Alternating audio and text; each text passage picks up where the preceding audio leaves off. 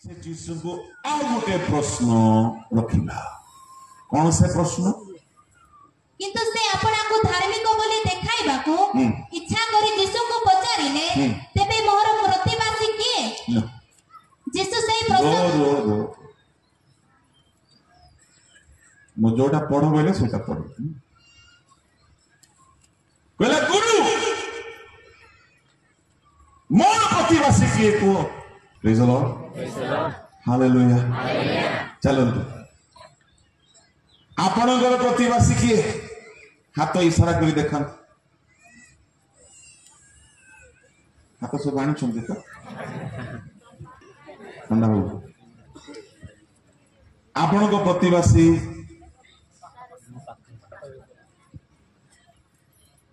शुण आमे जहा बुझो मोर प्रतिवासी किए पानी बाबू से देख किंतु बाइबल कहवा अनुसार ताहा भूल अटे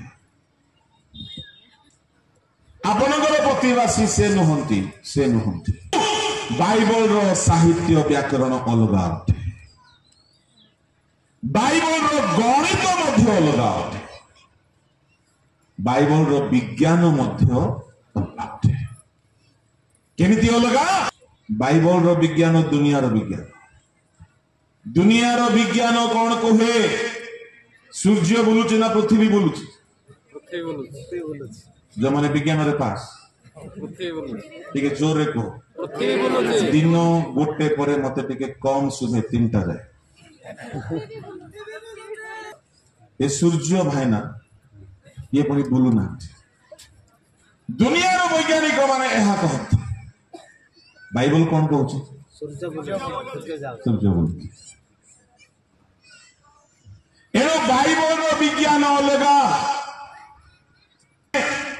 दुनिया रे विज्ञान रे निश्वास चली गले नहीं आसीबा पई शक्ति नाही किंतु बाइबल रो वैज्ञानिक मान को पाख हालेलुया प्रेज द लॉर्ड दुनिया रो मेडिकल अलगा बाइबल रो मेडिकल अलगा एचआईवी पॉजिटिव पई औषध नाही किंतु मोर जने बंधु एचआईवी पॉजिटिव मान से माने नेगेटिव ही दुनिया रो ट्रीटमेंट अलगा बाइबल रो ट्रीटमेंट अलगा जन को मूर्छा रोग हेउथला आओ प्रभु को ठारे से माने प्रार्थना करनते प्रभु कहले एहा अभिशाप अटे से माने उपवास करनते तांको गृह मध्यरु सब दिन पय मूर्छा रोग दूर होई आत्मा थिका गांठिया बात मूर्छा रोग एचआईवी पॉजिटिव ए सब गुटी गुटी एविस स्पिरिट अटे जड़े घुंगा जड़े अंध जीशु ता भीतर भूत बाहर कले से सुस्थ हो गला गोटे दुर्बलकारी आत्मा तार कब्जा करथिला डॉक्टर हेले ता पिठी काटी पकई था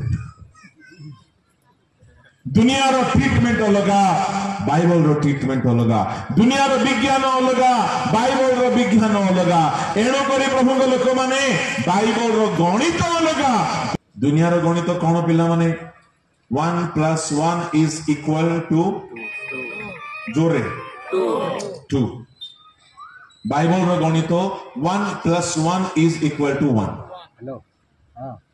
स्त्री वो पुरुषों से दुहे स्कूल रे ठोना खाइबो ठोना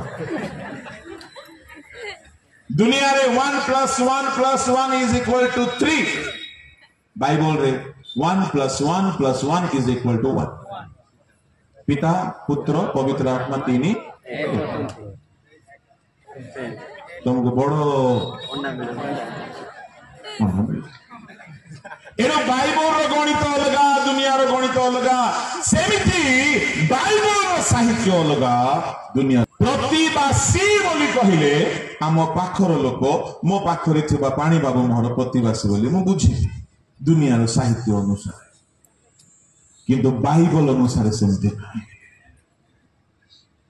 थोड़े पालक माने खाबरे बाकी आड़ को जेबा पालक माने खाई बसिथिले जने पालक टिके खाइरा लोकटा पालक मान को कहीं खाइरा करे दियंती माने सेमती नुहंती ସବୁଦିନ ଖୁଆଇ ଏମାନଙ୍କୁ ସେମିତି କରିଦିଅନ୍ତି ହଁ ନା ନାହିଁ ଆଗ ହଁ ତାମାନେ ସେମାନେ ବି ଅନୁଭବୀ ଅଟନ୍ତି। ତ ଥରେ ଗୋଟେ ପାଳକ ଖାଇବା ପ୍ରବୃତ୍ତିର ସେ ସବୁ ମାଂସ ଧରି ଆସିକି ବସିକି ଖାଉଛନ୍ତି। ତାଙ୍କ ପାଖରେ ଆଉ ଗୋଟେ ପାଳକ ବସୁଛନ୍ତି, ସେ କହୁଛନ୍ତି ପ୍ରତିବାସୀକୁ ଆତ୍ମତୁଲ୍ୟ ପ୍ରେମ କର। ପ୍ରତିବାସୀ ତୁମେ ଆପଣ ପ୍ରତିବାସୀକୁ ଆତ୍ମତୁଲ୍ୟ ପ୍ରେମ କର। ସେ ପାଳକ ରଙ୍କଣା ଲୋକଟା ସେ ଫଟାଫଟ ଗିଳୁଛନ୍ତି। ସେ କହୁଛନ୍ତି ତୁମେ କି ପ୍ରକାର ବ୍ୟବସ୍ଥାରେ ପଡ଼ିଅଛ, ପ୍ରତିବାସୀର କୌଣସି ବସ୍ତୁକୁ ଲୋଭ ବୋଲ ୟେଶୁ ମସିହ ହାଲେଲୁୟା। ବାକ୍ୟରେ ମାନେ ଖେଳନ୍ତି ବକ୍ତା। ଆଉ ଗୋଟେ ହସିବା କଥା କହିବି, ତାପରେ ଆମେ ଟିକେ ଭିତରକୁ ଯାଇ କାନ୍ଦିବା। ବୋଲ ୟେଶୁ ମସିହ। ଜଣେ ଟୋକା ଟୋକିର ଏଙ୍ଗେଜମେଣ୍ଟ ହେବା ଉପରେ ଥିଲା। ବହୁତ ପବିତ୍ର ଭାବରେ ଏଙ୍ଗେଜମେଣ୍ଟ ହେଲା। ସେ ଟୋକା ମଧ୍ୟ କଟାମା ଏରିଆ ରହିଥିବ ବୋଧେ, ବହୁତ ଆତ୍ମିକ ପିଲା। ସେ ଟୋକି ମଧ୍ୟ ଏଇ ଅଞ୍ଚଳର ହେବା ବେଳକୁ ଏମାନେ ସ୍ଥିର କଲେ ଆମେ କଥାବାର୍ତ୍ତା ହେଲେ ମଧ୍ୟ ବାକ୍ୟରୁ କଥା ହେବା, ଆମେ ମନ୍ଦ କଥା ହେବା ନାହିଁ। ତୁମେ ସୁନ୍ଦରୀ, ତୁମର ନାକ, ତୁମର ମୁଣ୍ଡ, ତୁମର ମୁହଁ, ଏସବୁ ଚର୍ଚ୍ଚା ନାହିଁ। ସେ ଝିଅ ବି କହିଲା ଯାହା ହଉ ମତେ ଗୋଟେ ଭଲ ପୁଅ ମିଳିଲା, ବାହାଘର ପର୍ଯ୍ୟନ୍ତ କଥା ହେଲେ ଖାଲି ବାକ୍ୟର କଥା। ତ ଏ ପୁଅ ଗୋଟିଏ ମେସେଜ ପଠେଇଲା, କଣ ବାଇବଲ ରେଫରେନ୍ସ ପଠେଇଲା, ସତ କଥା ଏଇଟା। ସିଏ ପଠେଇବାକୁ ଚାହୁଁଥିଲା କଣ? ସିଏ ପଠେଇବାକୁ ଚାହୁଁଥିଲା ପ୍ରଥମ ଯୋହନ 4:18 ପଢନ୍ତୁ। ଭୟ ନଥାଏ, ପ୍ରେମରେ ଭୟ ନଥାଏ, କିନ୍ତୁ ସିଦ୍ଧ ପ୍ରେମ ଭୟକୁ ଦୂର କରେ। ସିଦ୍ଧ ପ୍ରେମ ଭୟକୁ ଦୂର କରେ, କାରଣ ଭୟ ଦଣ୍ଡ ସହିତ ସଂଯୁକ୍ତ। ଭୟ ଦଣ୍ଡ ସହିତ ସଂଯୁକ୍ତ। ସେ ଫିଲ୍ମି ଷ୍ଟାଇଲରେ କହିବାକୁ ଚାହୁଁଥିଲା जो डर गया सो मर गया, ଏହା ନ କହିକି ସିଦ୍ଧ ପ୍ରେମରେ ଭୟ ନାହିଁ ଅଞ୍ଚଳ ରହିଥିବ। ସେ ବାଇବଲ ରେଫରେନ୍ସ ଗୋଟିଏ ମେସେଜରେ ଛାଡ଼ିଦେଲା। ତାର ପ୍ରିୟତମା କପତି ସୁଧମତୀ ଅଦିତ୍ୟା ସେ ମେସେଜକୁ ପଢିଲା ବେଳକୁ କଣ ହେଇଛି, ଭୁଲ ବଶତଃ ସେ ପ୍ରଥମ ଯୋହନ ନ ଲେଖି ଯୋହନ 4:18 ଲେଖିଦେଇଛି। ପଢମା ମାଇକରେ ପଢ, କାରଣ ମାଇକରେ ପଢ। ଏତେ ଲେଟ୍ କଲେ କେମିତି ହେବ? କାରଣ ହଁ, ତୁମର 5 ସ୍ୱାମୀ ଥିଲେ, ଆଉ ବର୍ତ୍ତମାନ ତୁମ ପାଖରେ ଯେ ଅଛି ସେ ତୁମର ସ୍ୱାମୀ ନୁହେଁ, ଏହା ସତ୍ୟ କହିଅଛ। ସେ ଦିନ ଠାରୁ ଏଙ୍ଗେଜମେଣ୍ଟ କ୍ୟାନ୍ସେଲ। ଏଣୁକରି ପ୍ରଭୁଙ୍କ ଲୋକମାନେ ବାକ୍ୟ ସହିତ ଟିକେ ସାବଧାନ ହେଇକି ରହିବେ। ବୋଲ ୟେଶୁ ମସିହ ହାଲେଲୁୟା। ପ୍ରତିବାସୀ ବୋଲି କହିଲେ ମୋ ପାଖରେ ଯେ ଅଛନ୍ତି, ବାଇବଲର ସାହିତ୍ୟ ଅନୁସାରେ ସେ ହିଁ ପ୍ରତିବାସୀ ନୁହନ୍ତି, ତାଠାରୁ ଟିକେ ଅଧିକ। ଯୀଶୁଙ୍କୁ ଯେତେବେଳେ ଏଇ ଥିଓଲୋଜିଆନ ପ୍ରଶ୍ନ ପଚାରିଲା, ଗୁରୁ ମୋର ପ୍ରତିବାସୀ କିଏ, ଯୀଶୁ ସେ ପ୍ରସଙ୍ଗ ଧରିକି କହିଲେ। ପଢନ୍ତୁ ତାହାର ତଳ ପଦ 30 ପଦ। ଯୀଶୁ ସେହି ପ୍ରସଙ୍ଗ ଧରି କହିଲେ। କୋଉ ପ୍ରସଙ୍ଗ? ପ୍ରେଜ୍ ଦ ଲର୍ଡ। ଏମିତି ପ୍ରସଙ୍ଗ ମଧ୍ୟ ବେଳେ ବେଳେ ରଖନ୍ତୁ। ପ୍ରତିବାସୀ କିଏ? ବାଇବଲର ସବୁ କଥାକୁ ଯୀଶୁ ସେଠାରେ ଏକ୍ସପ୍ଲେନ କରିଦେଲେ। ପ୍ରତିବାସୀ କିଏ? ଯୀଶୁ ସେ ପ୍ରସଙ୍ଗ ଧରିକି କହିବାକୁ ଲାଗିଲେ। ଶୁଣନ୍ତୁ କଣ କହିଲେ ଯୀଶୁ, ତଳକୁ ପଢନ୍ତୁ ମାଇକ। ଜଣେ ଲୋକ ଜେରୁସାଲେମରୁ ଜେରିହୋକୁ ଯାଉ ଯାଉ ଡକାୟତ ମାନଙ୍କ ହାବୁଡରେ ପଡିଲା। ସେମାନେ ତାହାର ଲୁଗାପଟା ଛଡାଇ ନେଇ ଓ ମାଡ ମାରି ତାହାକୁ ଦରମରା ଅବସ୍ଥାରେ ଛାଡି ଚାଲିଗଲେ। ଘଟଣା ଆଉ ସେ ତାହାକୁ ଦେଖି ବାଟର ଆର ପାଖ ଦେଇ ଚାଲିଗଲେ। ସେହି ପ୍ରକାରେ ଜଣେ ଲେବ୍ୟ ମଧ୍ୟ ସେ ସ୍ଥାନକୁ ଆସି ତାହାକୁ ଦେଖିବା ବାଟର ଆର ପାଖରେ ଦେଇ ଚାଲିଗଲେ। କିନ୍ତୁ ଜଣେ ସମରଣୀୟ ପଥିକ ତାହା ନିକଟକୁ ଆସି ତାହାକୁ ଦେଖି ଦୟାରେ ବିଗଳିତ ହେଲେ ଏବଂ ପାଖକୁ ଯାଇ ତାହାର ସେଇ ସବୁ ବାନ୍ଧି ଦେଲେ। ଆଉ ତାହାକୁ ଆପଣା ବାହନ ଉପରେ ବସାଇ ତାହାକୁ ଗୋଟିଏ ପାନ୍ଥଶାଳାକୁ ଘେନି ଯାଇ ତାହାର ସେବା ଶୁଶ୍ରୂଷା କଲେ। ତହିଁ ଆର ଦିନ ସେ 2ଟି ଟଙ୍କା ବାହାର କରି ପ୍ରାନ୍ତଶାଳାର କର୍ତ୍ତାଙ୍କୁ ଦେଇ କହିଲେ, କିଛି ଅଧିକ ଖର୍ଚ୍ଚ କରିବ, ତାହା ମୁଁ ବାହୁଡ଼ି ଆସିବା ସମୟରେ ତୁମ୍ଭକୁ ପରିଶୋଧ କରିବି। ଏହି 3 ଜଣଙ୍କ ମଧ୍ୟରୁ କିଏ ଡକାୟତ ମାନଙ୍କ ହାବୁଡରେ ପଡିବା ଲୋକଟିର ପ୍ରତିବାସୀ ବୋଲି ମନେ କରୁଅଛ? ସେ କହିଲେ, ତାଙ୍କୁ କହିଲେ, ଯାଅ ତୁମ୍ଭେ ମଧ୍ୟ ସେଇ ପ୍ରକାର କର। ପ୍ରତିବାସୀ କିଏ? ଯୀଶୁ ଗୋଟିଏ ସୁନ୍ଦର ଘଟଣା କହିଲେ। ଏ ଘଟଣା ଭିତରେ ଧ୍ୟାନରେ ଶୁଣିବେ, ବାଇବଲର ସବୁ କଥା ଅଛି। ପ୍ରେଜ୍ ଦ ଲର୍ଡ, ହାଲେଲୁୟା, ହାଲେଲୁୟା, ସବୁ କଥା ଅଛି ଭିତରେ। ଧ୍ୟାନର ସହିତ ଶୁଣିବେ, ତାହେଲେ ମୁଁ ସବୁ କଥା କହିବି, ନହେଲେ ମଧ୍ୟ ମୁଁ ହାଲେଲୁୟା। କାହିଁକି ଯିହିଦିଗଙ୍କୁ କହିଲେ ଯେ ଶୁଣୁଛି କୁହ, ନ ଶୁଣିଲେ ମଧ୍ୟ କୁହ। ପ୍ରେଜ୍ ଦ ଲର୍ଡ, ହାଲେଲୁୟା। 3 ଗୋଟି ଦୃଷ୍ଟିକୋଣରେ ତାକୁ ଦେଖିବା। ପ୍ରଥମ କଥା, ପ୍ରତିବାସୀ କିଏ?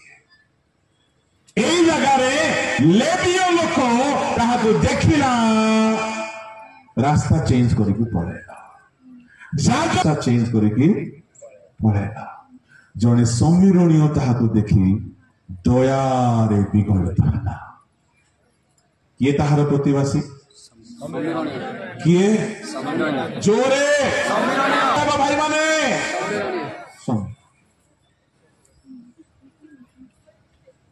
ଏ ସମୀରଣ ତା ପଡିଶାରେ ବସିଥିଲା କି ପାଣି ଦବାକୁ ବସିଲା ପରେ? ଏ ସମୀରଣୀ ଅଲଗା ଗାଁର ଲୋକ, ସମୀରଣର ଲୋକ। ପାଖରେ ବାଇବଲର ସାହିତ୍ୟ ଅଲଗା ଅଟେ। ଆପଣଙ୍କ ଗାଁର ଲୋକ ହେଉ କି ଆପଣଙ୍କ ଗାଁ ବାହାର ଲୋକ ହେଉ, ସେ ବି ପ୍ରତିବାସୀ ହେଇପାରିବ। এই জায়গায় যদি আমি দুনিয়ার সাহিত্যরে দেখিবা, 3 জন তা প্রতিবাসী অটନ୍ତି। কাହିଁକି 3 জন যাক তা পাখরে থিবে, কিন্তু প্রতিবাসী যে পাখরে থায়ে আর দয়া করে নাহি, সে প্রতিবাসী নুহে। জনে মুস্কা লোক তোম ঘরে থিব, যে তোমাকে କିଛି ଦେବ ନାହିଁ, ଦେହର ଜୋର ମିଶା ଦେବ ନାହିଁ, ସେ ପ୍ରତିବାସୀ କି ନାହିଁ। ଘରେ କେହି କେହି ମୁସ୍କା ଲୋକମାନଙ୍କୁ ଦେଖିଛ? ଦେଖିଛ? ଯଦି ଦେଖି ନାହ, ଆଜି ଘରକୁ ଯାଅ, ଦର୍ପଣ ସାମ୍ନାରେ ଠିଆ। କେହି କେହି ଏତେ ଲୋଭୀ, ମୁସ୍କା ବୋଲି କହିଲେ ଲୋଭୀ। ଏ ଯାଜକ ପାଖରେ ବହୁତ ଅଛି, ଲେବୀୟ ପାଖରେ ମଧ୍ୟ ନିଶ୍ଚୟ ଅଛି, କିନ୍ତୁ ଏମାନଙ୍କ ପାଖରେ ଦୟା ନାହିଁ। ପ୍ରତିବାସୀକୁ ଆତ୍ମତୁଲ୍ୟ ପ୍ରେମ କରିବା ପାଇଁ ହେଲେ ପ୍ରେମ ପୂର୍ବରୁ ଦୟା ଆସେ, ଦୟା ଥିଲେ ହିଁ ପ୍ରେମ ଆସେ। ପ୍ରେମ ନାହିଁ ତ ଦୟା ନାହିଁ, ଦୟା ନାହିଁ ତ ପ୍ରେମ ନାହିଁ। ପ୍ରଭୁଙ୍କ ଲୋକମାନେ ପ୍ରଥମ ଦୃଷ୍ଟିକୋଣ ହେଲା, ଏ ସମୀରଣୀୟ ଲୋକର ତା ସହିତ କୌଣସି ରିଲେସନ ନାହିଁ, କୌଣସି ସମ୍ପର୍କ ନାହିଁ, କୁଟୁମ୍ବୀୟ ସମ୍ପର୍କ ନାହିଁ, ଜାତିର ସମ୍ପର୍କ ନାହିଁ, ବା ନିଜର ବଂଶର ସମ୍ପର୍କ ନାହିଁ, ହେଲେ ହେ ସେ ତାକୁ ଦୟା କଲା। ଯୀଶୁ କହିଲେ, କିଏ ତାହାର ପ୍ରତିବାସୀ? ଶାସ୍ତ୍ରଜ୍ଞ ଉତ୍ତର ଦେଲା, ଯେ ତାହା ପ୍ରତି ଦୟା ଦେଖାଇଲା। ପ୍ରେଜ୍ ଦ ଲର୍ଡ। ଯୀଶୁ କହିଲେ, ଯାଅ, ଯାଅ, ଖାଲି ଥିଓଲୋଜି ପଢ ନାହିଁ, ଯାଅ ଖାଲି ପ୍ରଶ୍ନ କରି ବୁଲ ନାହିଁ, ଯାଅ ତୁମେ ବି ସେ ପ୍ରକାର କର। ତହିଁରେ କଣ ପାଇବ? ଖାଲି ଥିଓଲୋଜି ପଢିଦେଲେ ଅନନ୍ତ ଜୀବନ ନାହିଁ, ଡିଗ୍ରୀ ପାଇଦେଲେ ଅନନ୍ତ ଜୀବନ ନାହିଁ। ଯାଅ ପ୍ରତିବାସୀକୁ ଆତ୍ମତୁଲ୍ୟ ପ୍ରେମ କର, ତାହେଲେ ତୁମେ ଅନନ୍ତ ଜୀବନ ପାଇବ। ପ୍ରଭୁଙ୍କ ଲୋକମାନେ, ଏଠାରେ ଆମେ ବୁଝିପାରିଲୁ ଯେ ନାହିଁ, ସେ ଦୂରରେ ଥାଉ କି ସ୍ୱଜାତି ହେଉ କି ଅନ୍ୟ ଜାତି ହେଉ, କୁଟୁମ୍ବର ହେଉ, କୁଟୁମ୍ବ ବାହାରର ହେଉ, ଯଦି ଜଣେ ଅସହାୟ ଅବସ୍ଥାରେ ଅଛି, ସେ ଆପଣଙ୍କର ପ୍ରତିବାସୀ। ঘর ভিতরে বহু মানে অসহায় অবস্থায় ଥିଲେ ବି গির্জা ঘরে খুব ডিয়ନ୍ତି এମାନେ গির্জা প্রার্থনা করে, কিন্তু জনে অবস্থায় ଅଛି ତାକୁ ଦୟା କରନ୍ତି ନାହିଁ। କରୁନାହାନ୍ତି ଏମାନେ ଆତ୍ମତୁଲ୍ୟ ପ୍ରେମ କରୁନାହାନ୍ତି। ତୁମେ ଧଳା ଶାଢୀ ପିନ୍ଧ, ତୁମେ ପର ଭାଷା କହିକି ପିଅ, ଯଦି ତୁମ ଭିତରେ ନିଜ ଘରର ବୋଉ ଅଲଗା ଘରର ଝିଅ ଆସିକି ତୁମ ଘରେ ସେ ଘଟୁଛି, ଲୋକେ ନିଜ ଝିଅକୁ ଦୟା କରିବେ। ଗିର୍ଜା ଘରେ ବହୁ ଧାର୍ମିକ ଦେଖେଇ ହୁଅନ୍ତି। ପ୍ରଭୁଙ୍କ ଲୋକମାନେ ଯଦି ଅନନ୍ତ ଜୀବନର ମାପକାଠି ମାନଦଣ୍ଡ ପ୍ରତିବାସୀକୁ ପ୍ରେମ କରିବାରେ ହିଁ ଅଛି, କେତେ ଲୋକ ସ୍ୱର୍ଗ ଯିବେ ବୋଲି ଭାବୁଛ? କରିବେ। ପ୍ରେମ ନ କଲେ ସ୍ୱର୍ଗ ଯାଇ ହେବ ନାହିଁ, ସିଧା କଥା। କାହାକୁ ପ୍ରେମ ନ କଲେ? ପ୍ରତିବାସୀକୁ ପ୍ରେମ ନ କଲେ। ଆଜିର ବଡ଼ ସମସ୍ୟା ଆଜ୍ଞା, ମଣ୍ଡଳୀ ଭିତରେ ପ୍ରେମ ନାହିଁ, ପାଳକ ପାଳକ ଭିତରେ ପ୍ରେମ ନାହିଁ, ଭାଇ ଭଉଣୀ ଭିତରେ ପ୍ରେମ ନାହିଁ। ସ୍ୱାର୍ଥ ଥିବା ଯାଏ ପ୍ରେମ, ସ୍ୱାର୍ଥ ସରିଗଲେ ତୁ କିଏ ମୁଁ କିଏ। ଆମେ ବାକ୍ୟ କହି ଚାଲିଛୁ, ଗିର୍ଜା ପ୍ରାର୍ଥନା ହେଇ ଚାଲିଛି, ପୋଜିସନ ପାଇ ଚାଲିଛନ୍ତି, କିନ୍ତୁ ପ୍ରେମ ଡିଲିଟ ହେଇଯାଇଛି। କାରଣ ହଉଛି କଣ? ତାର ମିନିଷ୍ଟ୍ରିରେ ସେ ବଣା ହେଇଯାଇଛି। ଯାଜକ ସେଇ ବାଟ ଦେଇ ଯାଉଥିଲା, ମାନେ ସେ କୁଆଡେ ଯାଉଥିଲା? କେହି କେହି କହନ୍ତି ଜିରିହୋକୁ ଯାଉଥିଲା। ଚାଲ ସେ ଯୁଆଡେ ବି ଯାଉ, ଆମେ ତାର ଗୁତ୍ତା ଧରିନୁ କି ଠିକା ନେଇନୁ। ସେ ଜେରୁସାଲେମକୁ ଯାଉ କି ଜିରିହୋକୁ ଯାଉ କି ଯୁଆଡେ ବି ଯାଉ, ଆମକୁ କଥା ଧରିବାର ଅଛି। ସେ ଯାଜକ, ଜଣେ ଯାଜକ, ଜଣେ ଧର୍ମ ଦରମରା ଦରମରା ଦରମରା ବୋଲି କହିଲେ ଏବେ ମରିବ ତେବେ ମରିବ, ଏମିତି ଅବସ୍ଥାରେ ଅଛି। ତାକୁ ଦେଖିଲେ ଗୋଟେ ଯାଜକ ଦୟାରେ ବିଗଳିତ ହେଇଯିବା କଥା ଥିଲା। କି ହୃଦୟ, ଏ ଲୋକର ହୃଦୟ କେଡ଼େ କଠିନ ଯେ ତାକୁ ଦେଖିଲା, ତୁଇ ମରିଲେ କେତେ ତୁଇ ବଞ୍ଚିଲେ କେତେ ବୋଲି ଚାଲିଗଲା। ଏ ଅଞ୍ଚଳରେ ହେଉଛି କି ନାହିଁ ମୁଁ ଜାଣି ନାହିଁ। ତୁମର ସଂସ୍ଥାର ଲୋକ ଆମର ସଂସ୍ଥାର ଲୋକକୁ ଆମେ ସାହାଯ୍ୟ କରିବୁ ନାହିଁ ବୋଲି ବିପଦ ବେଳରେ ମଧ୍ୟ ଏମାନେ କଥାବାର୍ତ୍ତା ହଉନାହାନ୍ତି। ଏମିତି ଲୋକ ଏଠି ନଥିବେ। ତାଙ୍କର ସଂସ୍ଥା ଆମ ସଂସ୍ଥା। ଜଣେ ପାଳକ ମତେ କହିଲେ, କିସ କହିବି ଆଜ୍ଞା, ଅମୁକ ଜାଗାରେ ମିଟିଂ ସରିଲା ପରେ ଯିବା ପାଇଁ ଆଉ ବସ ନାହିଁ। ଜଣେ ପାଷ୍ଟର ଆମ ଗାଁ ପାଖରେ ଏକା, ସେ ଦେଇକି ଯିବ। ମୁଁ କହିଲି, ଭାଇ ମତେ ଟିକେ ଅମୁକ ଜାଗାରେ ଛାଡିଦିଅ। ନା, ତୁମର ସଂସ୍ଥା ଅଲଗା। ସଂଯୋଗରେ କଣ ହେଇଛି, ଗୋଟେ ସଭା କରିଛନ୍ତି ଏ ମୁସ୍କା ପାଷ୍ଟର ମାନେ, ଆଉ ମତେ ଡାକିଛନ୍ତି। ପ୍ରସଙ୍ଗ ଅଛି ପ୍ରତିବାସୀକୁ ଆତ୍ମତୁଲ୍ୟ। ଯୋଉ ମାଡ ବର୍ଷା ହେଇଛି ମୁଁ ଜାଣିନି। ପଡନ୍ତି ଏଠି ମଧ୍ୟ ଇଞ୍ଜେକ୍ସନ ଦିଆ ହଉଥିବ ଏବେ। ଯାଜକ ମାନେ ହେଇକି ଜଣେ ଲୋକର ବିପଦ କାଳରେ ଯଦି ଆମ ପାଖରେ ସକ୍ଷମ ଅଛି, ଯଦି ଆମେ ଟିକେ ଦୟା କରୁ, ଆମେ ସ୍ୱର୍ଗର ପ୍ରତୀକ ନାହିଁ, ଆମେ ସ୍ୱର୍ଗ ଯିବା ପାଇଁ ଫିଟ୍ ନାହିଁ। ଏଠାରେ ଧନ୍ଦା ଚାଲିଥିବ ଆମର। କଥାରେ କହନ୍ତି ନାହିଁ କି ପେଟ ପୋଷ ନାହିଁ ଦୋଷ ବୋଲି। ପ୍ରମୁଖ ଲୋକମାନେ ଏ ଯାଜକ କାହିଁକି ଗଲା ନାହିଁ ବୁଝି, କଣ ସେ କାରଣ? ଯଦି ସେ ଦେଖିଲା ମୁଁ ୟାକୁ ଯଦି ଟ୍ରିଟମେଣ୍ଟ କରିବି, ଯଦି ମରିଗଲା ବୋଲେ ମୋର ଆଜିକାର ଯୋଉ ବେପାର ବୁଡିଲା। କଣ ବେପାର? ନାହିଁ। ଯଦି ସବୁକୁ ଛୁଇଁଲେ ସେଦିନ ମନ୍ଦିରରେ ପ୍ରବେଶ କରିପାରିବେ ନାହିଁ। ହେଲେ ଯଦି ମନ୍ଦିରରେ ପ୍ରବେଶ ପ୍ରଫିଟ ହେବାର ଥିଲା, ତାହା ହେବ ନାହିଁ। ଏ ଯାଜକର ମୁଣ୍ଡରେ ମସଲା ଅଛି, ଦୂର ଚିନ୍ତା କରୁଛି। ଆଜି ମୁଁ ମନ୍ଦିରରେ ଯାଇପାରିବି ନାହିଁ, ଆଜି ମତେ ଯାହା ଯାହା ମିଳିବା କଥା ମିଳିବ ନାହିଁ, ଆଜି ପ୍ରଭୁଙ୍କ ସେବାରେ ବାଧା ଜନ୍ମିବ। ଯଦି ଏ ଯାଜକଙ୍କୁ ପଚାରିବେ, ଆଜ୍ଞା କେତେ ଲୋକ ପାପ କ୍ଷମା ପାଇଁ ବଳି କରିବାକୁ ଆସିଥିବେ, दोष क्षमा पाई बलि करने को आसथिबे सेमानकर पाप क्षमा हेबा दरकार ना नहीं आज्ञा दरकार तेणु करी मु ईश्वर सेवा हेतु मुझे छुईली ना असल कथा कौन शुणु असल कथा होची जदि ये छुईला बेले को से मरी गला से बापुड़ा ताहेले ये असुचि हे गला से दिन मंदिर रे कोनोसी बलिदान रे ये हाथ लगाइबो नाही तो कौन हेबो इस्राएल आओ सब लोक माने जेरूसालेम को आसंती पाखापाखी गोटे कोटी लोकर देश मने कर गोटे अनुमानिक प्रतिदिन प्रेज द लॉर्ड हालेलुया गोटे हिसाब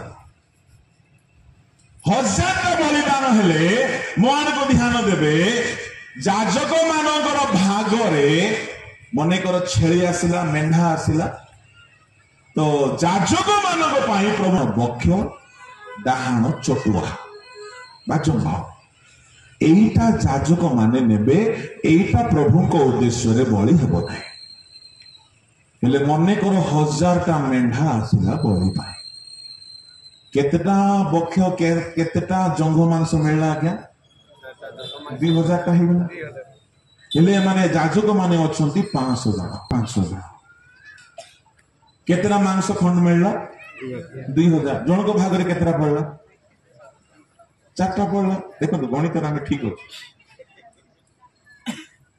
हेले जन को भाग रे यदि 2टा जंघ पड़िला 2 गोटे पक्ष रे केते केजी हेबो आपण जहा कहले म बोल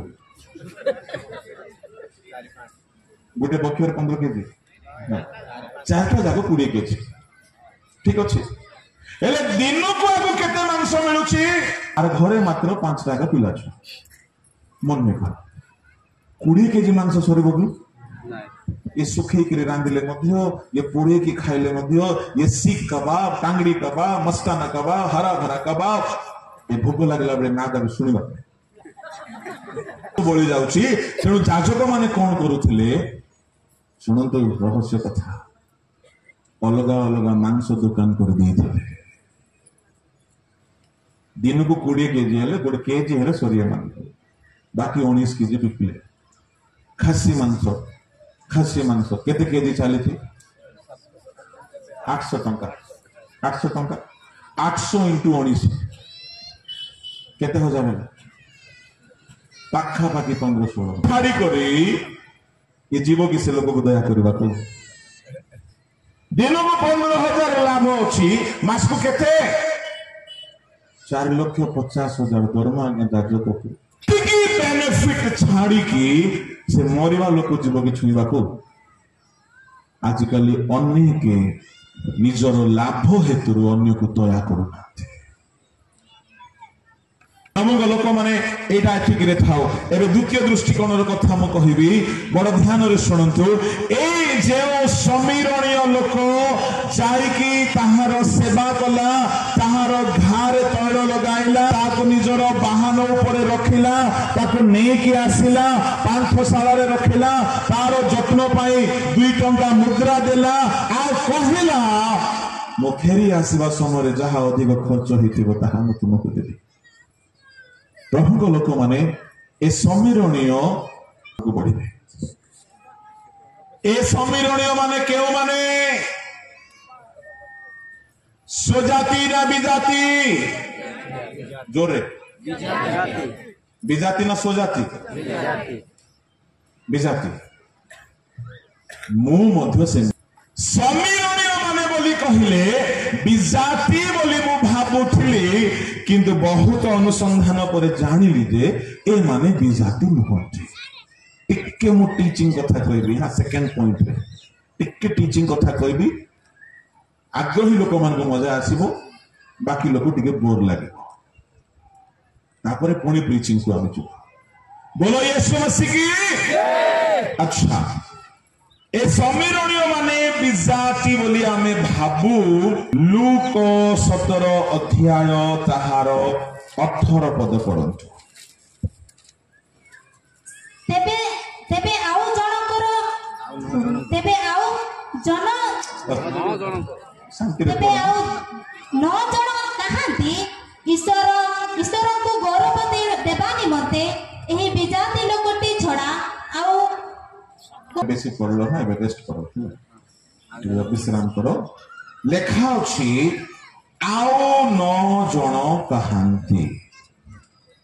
16ରେ ଲେଖା ଅଛି ଯୀଶୁଙ୍କ ଚରଣ ତଳେ ଉବୁଡ ହୋଇ ତାହାଙ୍କର ଧନ୍ୟବାଦ କରିବାକୁ ଲାଗିଲା। ସେ ଜଣେ ଲୋକ, ତା ମାନେ ଯୀଶୁ ସମୀରଣୀୟ ମାନଙ୍କୁ କଣ ବୋଲି କହିଲେ? ବିଜାତି ନା ସ୍ୱଜାତି? ବିଜାତି। ଶୁଣନ୍ତୁ, ସଭା ମାନଙ୍କରେ ଯଦି କୌଣସି ଲୋକ ଆସିଲା, ସେ ଯଦି ଅଣ ଖ୍ରୀଷ୍ଟିଆନ, ଏ ବିଜାତି ଭାଇ ଗୋଟେ ଆମ ମଧ୍ୟକୁ ଆସିଛି, ତା ପାଇଁ ବିଜାତି ଶବ୍ଦ ଖରାପ ଶବ୍ଦ ଅଟେ, ଭଲ ଶବ୍ଦ ନାହିଁ। ଅଣ ଖ୍ରୀଷ୍ଟିଆନ ବୋଲି କୁହ, ତାହା ତାକୁ ନିଚ ଦେଖେଇଲା ପରି ଲାଗେ। ବେଳେ ବେଳେ ଭୁଲ କରିଦିଅନ୍ତି ସଭା ମାନଙ୍କରେ। ଅଣ ଖ୍ରୀଷ୍ଟିଆନ ବୋଲି କୁହ। ସମୀରଣୀୟକୁ ଯୀଶୁ ବିଜାତି ବୋଲି କହିଲେ, କିନ୍ତୁ ଶୁଣନ୍ତୁ, ସେମାନେ ବିଜାତି ନୁହନ୍ତି। ତେବେ ସେମାନେ କିଏ? ବାଇବଲରୁ ମୁଁ 2 ଗୋଟି ପ୍ରମାଣ ଆପଣଙ୍କୁ ଦେବି। ସେମାନେ ଜିହୁଦୀ ଅଟନ୍ତି। ବୋଲ ୟେଶୁ ମସିହ କି। ସେମାନେ କେମିତି ଜିହୁଦୀ? ସ୍କ୍ରିପ୍ଚରାଲ। ପ୍ରଥମ ପ୍ରମାଣ, ଯୋଉମାନେ ବାଇବଲର ଇତିହାସକୁ ଟିକେ ଜାଣନ୍ତି ବା ଜାଣିଛନ୍ତି, ତାଙ୍କ ମାନଙ୍କ ପାଇଁ କହିବି। ଖ୍ରୀଷ୍ଟ ପୂର୍ବ 600 ବେଳକୁ ଇସ୍ରାଏଲ ଦେଶରେ 2 ଦଳରୁ 2 ପଟରୁ ଇସ୍ରାଏଲକୁ ଆକ୍ରମଣ ହେଲା। ସଲୋମନ ରେହବିୟାମ ଗୋଟିଏ ଦୁର୍ବଳ ରାଜା ହେଲା। ରେହବିୟାମଙ୍କ ସମୟରେ ଇସ୍ରାଏଲ 2 ଭାଗରେ ବଣ୍ଟା ହେଇଗଲା। ଗୋଟିଏ ଉତ୍ତର ଭାଗ, ଆଉ ଗୋଟିଏ ହେଲା ଦକ୍ଷିଣ ଭାଗ। କାଳକ୍ରମେ ଧ୍ୟାନରେ ଶୁଣିବେ, ଉତ୍ତର ଭାଗର ଜିହୁଦୀ ମାନେ ସବୁବେଳେ ଦୁର୍ବଳ, ଜିହୁଦୀ ମାନେ ସବୁବେଳେ ଷ୍ଟ୍ରଙ୍ଗ ଥିଲେ। ଖ୍ରୀଷ୍ଟ ପୂର୍ବ 600 ବେଳକୁ ଉତ୍ତରାଞ୍ଚଳର ଜିହୁଦୀ ମାନଙ୍କୁ ସମରିୟାର ରାଜା ସନ୍ହେରିବ ଆସିକି ଆକ୍ରମଣ କଲା। ଆଉ ଉତ୍ତର ଭାଗର ଜିହୁଦୀ ମାନଙ୍କୁ ବାନ୍ଧି, ଦକ୍ଷିଣ ଭାଗର ଜିହୁଦୀ ମାନଙ୍କୁ ବାବିଲୋନର ସମ୍ରାଟ ନବୁଖଦ୍ନେଚ୍ଛର ଆସିକି ଏମାନଙ୍କ ମନ୍ଦିରକୁ ପୋଡ଼ିଦେଲା, ଏମାନଙ୍କୁ ଶିଙ୍କୁଳିରେ ବାନ୍ଧିଲା, ରାଜା ମାନଙ୍କ ଚକ୍ଷୁ ଉପାଡ଼ିଦେଲା, ଏମାନଙ୍କୁ ବାନ୍ଧିକି ନିଜ ଦେଶକୁ ନେଇଗଲା। ଇସ୍ରାଏଲର ଉତ୍ତର ଭାଗ ଦକ୍ଷିଣ ଭାଗର ଲୋକମାନଙ୍କୁ ବାନ୍ଧି କରି ନେଇଗଲେ। ଆଚ୍ଛା, ଶୁଣନ୍ତୁ ଧ୍ୟାନରେ। ଯୋଉମାନେ ଦକ୍ଷିଣ ଅଞ୍ଚଳର ଥିଲେ, ସେମାନେ ଭାରି ଷ୍ଟ୍ରଙ୍ଗ ଜିହୁଦୀ ଥିଲେ। ଗଲେ ସେମାନଙ୍କ ନାଁ ଆସୁଛି ଦାନିଏଲ। ସିଂହ ଗାତରେ ପଡ଼ିଲେ ମଧ୍ୟ ଆଜ୍ଞା ଉଲ୍ଲଂଘନ କରିବେ ନାହିଁ। ଅଗ୍ନିକୁଣ୍ଡରେ ଗଲେ ମଧ୍ୟ ଈଶ୍ୱରଙ୍କ ବାକ୍ୟ ଛାଡ଼ିବେ ନାହିଁ। ଦକ୍ଷିଣ ଅଞ୍ଚଳର ଜିହୁଦୀ ମାନଙ୍କ ମଧ୍ୟରେ ହେଲେ ମର୍ଦ୍ଦୋଖୟ, ଏଜ୍ରା, ନେହେମିୟା, ଏଷ୍ଟର, ଜିରୁବାବେଲ। ଏମାନେ ଦକ୍ଷିଣାଞ୍ଚଳର ଜିହୁଦୀ ମାନେ। ଏହା ମନେ ରଖିଥାନ୍ତୁ, ଏମାନେ ପ୍ରାଣ ଦେବା ପାଇଁ ପଛଘୁଞ୍ଚା ହେଲେ ନାହିଁ, କିନ୍ତୁ ବାକ୍ୟ ଧରିକି ଚାଲିଲେ। ଏମାନେ କାହାରିକୁ ଭୟ କଲେ ନାହିଁ, ଏତେ ଷ୍ଟ୍ରଙ୍ଗ। ଦାନିଏଲ କହିଲେ, ରାଜାଙ୍କର ଖାଦ୍ୟ ଆମେ ଖାଇବୁ ନାହିଁ। ଶୁଣନ୍ତୁ, ଏଠାରେ କୋଉ ଅଞ୍ଚଳର ଜିହୁଦୀ ମାନେ ଥିଲା ପରି ଅଛ? ଉତ୍ତରାଞ୍ଚଳର ଜିହୁଦୀ ମାନେ କେମିତି? ଯେତେବେଳେ ଉତ୍ତରାଞ୍ଚଳରେ ସେଠାରେ ଯାଉ ସେଠିକାର ସୁନ୍ଦରୀ ସୁନ୍ଦରୀ ଝିଅ ମାନଙ୍କୁ ଦେଖିବେ, କହିଲେ ଠିକ ଅଛି ବାହା ହେଇଯିବ। ବାହା ହେଇଗଲେ। ଯେମିତି ବାହା ହେଇଗଲେ ସେ ବହୁ ପିଲାମାନେ ତାଙ୍କ ଘରର ଦେବତା ଯୌତୁକରେ ଆଣିଲେ। ଘରେ ଏବେ ଦେବ ପୂଜା ବି ଆରମ୍ଭ ହେଇଗଲା। ଯେମିତି ଦେବ ପୂଜା ଆରମ୍ଭ ହେଇଗଲା, ପୁଅ ଝିଅ ଜନ୍ମ ହେଲେ ସେ ଭଗବାନଙ୍କ ପୂଜା କରୁଛି, ସୋମବାର ଦିନ ମୂର୍ତ୍ତି ପୂଜା କରୁଛି। ଏ ଉତ୍ତରାଞ୍ଚଳର ଜିହୁଦୀ ମାନେ ସମରିୟାର ଲୋକମାନଙ୍କ ସହିତ ବିବାହ କରିକି एमाने मिश्रित हो गले कालक्रमे कौन है घरे पूजा पाठ माने खाइबा को लागिले सेमान को झियो देले सेमान को झियो आनिले विवाह कले जमी बाड़ी संपत्ति है कि सेमाने सेमान को सहित तार मेल बसाई की रहिले प्रभु को मध्य मानिले सेमान को मध्य मानिले एमाने केउ अंचल जिहुदी माने जोरे कोंतु माने मध्य सेमिति अछंती कोन होली बेले को होली खेले दीपावली बेले को दीपावली बाण फुटे देवे प्रोभोज दिन प्रोभोज मध्य खाई एई प्रकार लोक जदि अछंती सावधान आपण उत्तरांचल जिहुदी मानक परे कालक्रमे कौन है